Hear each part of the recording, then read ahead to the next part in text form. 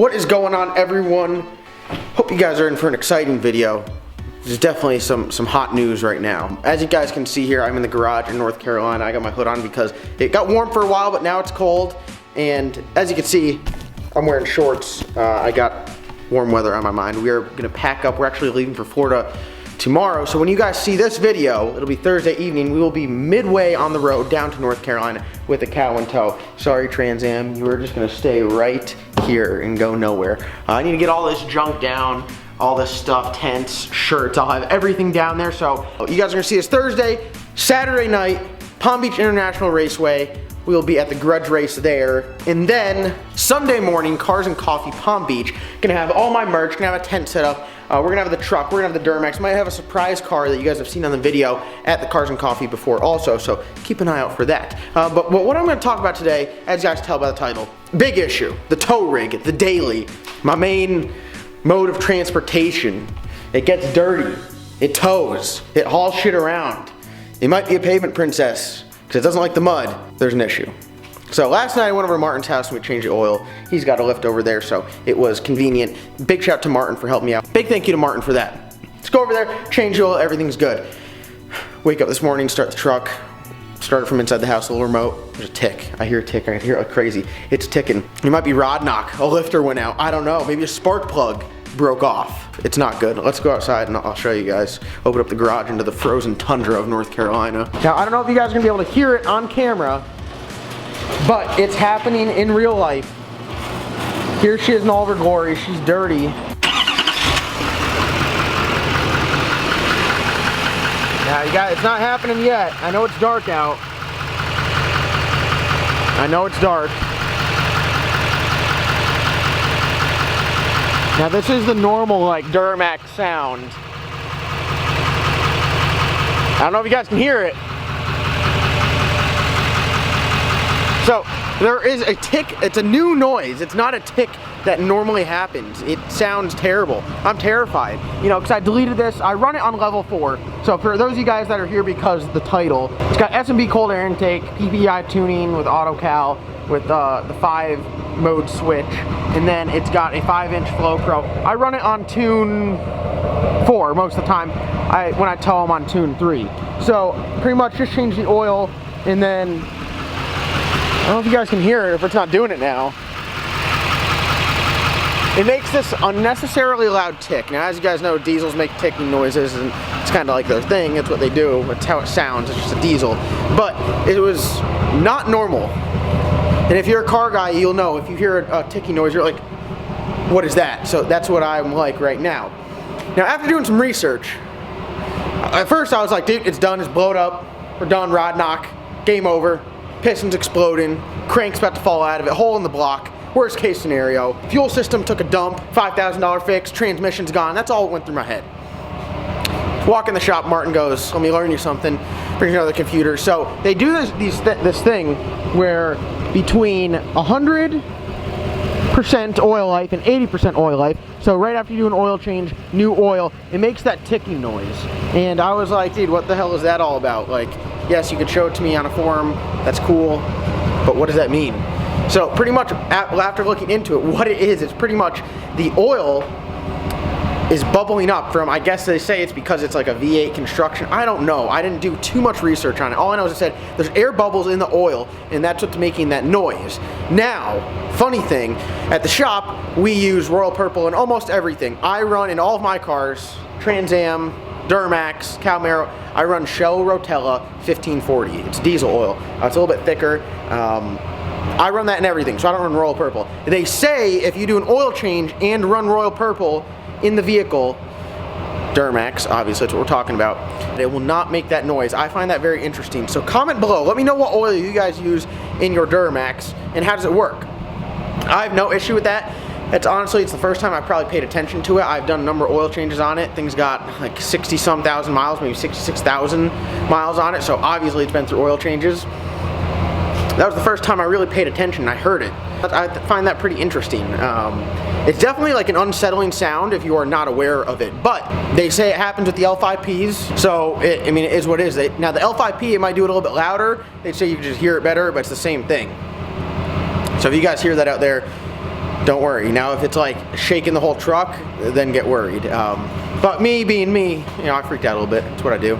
Sorry. So I think the truck is good. Now what I'm gonna do now, as you guys can see, got some race gas back there. I got those 2 5-gallon pails are already in the car. That one's good to go down to Florida, so we got it loaded up.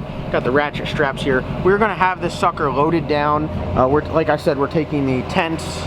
We're taking the tent, the table, the chairs, the Badger if it'll fit, the golf clubs because we're going down to Florida. Got to play golf. Then we're gonna tow the car behind it. So yeah, we're gonna be loaded down. The drive itself is, I think, like 11 hours. It is down to South Florida. We are going down to Palm Beach. If you guys are longtime viewers of the channel, when you saw the video where I gave my sister a ride in the car, that's where I was, Palm Beach. We're gonna go down there. You know, the cow is all fixed up and ready to rock. Let her rip, tater chip, as Cletus McFarland says. As you guys saw last video, we went to the track, shaked down, car went good, converter felt great. Big shout out to Dusty at PTC. Jeff got it all back together, brought it back in the shop today, did some fine tuning to it, took the parachute off, I'll explain that next video, adjusted the turbo kit a little bit, and just went over a lot of things, coolant and everything like that. Now I really should be running water in the car, but it does have coolant in it now, so I just went over, double checked everything, so we were good to go. Jeff stayed late and helped me out, so I'm excited. This I guess could be the first actual race of the season, so we're gonna go and get it done. But for now, I'm gonna grab Wes and we're gonna start loading up the truck and see what we can do. Now, it's gonna be a long ass drive, leaving tomorrow after work, so we are just going to team drive this all the way down to South Florida. And then Friday, we're going down to Bellick Industries. If you're not aware of who they are, they make some awesome badass beadlock wheels. Everyone runs Weld wheels. I got nothing wrong with Weld wheels. I think they're awesome. We sell them at the shop. We are a dealer for them. How many Camaros have I seen in Bellick's? 0. So that's what interests me. Plus, I think they are the baddest wheel on the market. You are an absolute animal if you run those. Andy Howard runs those. Don't mess with that man. Don't mess with him. So yeah, well, let's get loaded up. I'm gonna grab Wes. Let's see what we can do here. Start piling some shit into the truck.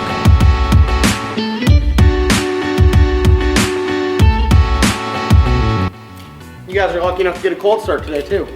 Hold your ears.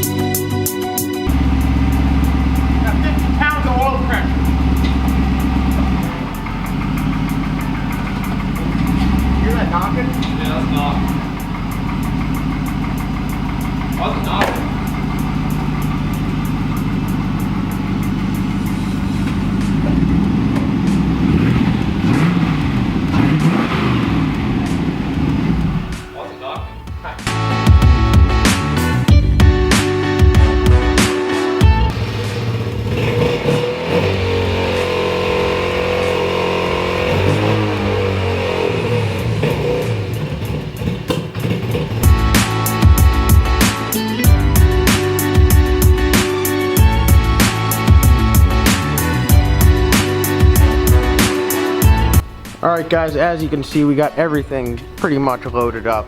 We got the Badger in there, the pit vehicle, we got the Yeti, we got some extra race gas, we got the jacks, we got jack stands, some tools, air compressor, ratchet straps, table, tent, chairs, pretty much everything you need to do to go racing. It's a lot of junk, you know, honestly, the faster you go, the more junk you have and the more junk you kind of need. It makes it a lot more helpful to have all that. And I'm not even mentioning the little things. I have the HP tuners, all my racing gear, tire pressure gauges, and then let alone all the camera gear on top of that. I got Ronin, I got chargers, I got 2 cameras, I got a GoPro.